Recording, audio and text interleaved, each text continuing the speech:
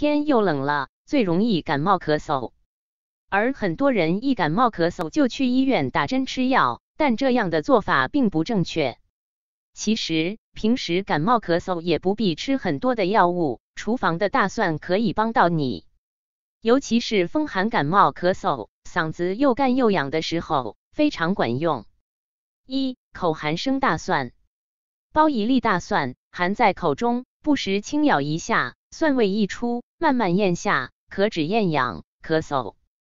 2. 蒸大蒜水，小孩可喘时用2至3瓣，大人用7至8瓣，拍碎，放入碗中，在碗上加盖，再放入锅里蒸，大火烧开，改小火15分钟，蒸后饮大蒜水。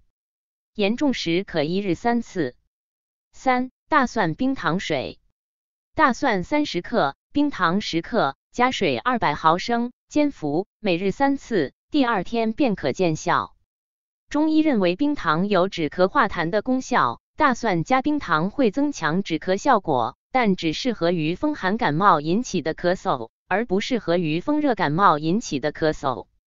4. 大蒜生姜红糖水，生姜7-8片，大蒜7-8瓣，红糖1勺，加水煮，每日1-2次，重者1日3次，小儿量减半。生姜和红糖都是比较偏温性的食物，这个食疗方适合风寒感冒引起的咳嗽。5. 蒜末泡开水，取3-4头大蒜，去皮后，把蒜瓣切成薄片。晚上睡前将切片的蒜瓣排着放在火炉的边沿上烤干，磨成末，加点红糖，倒入开水搅拌均匀，每天喝2杯。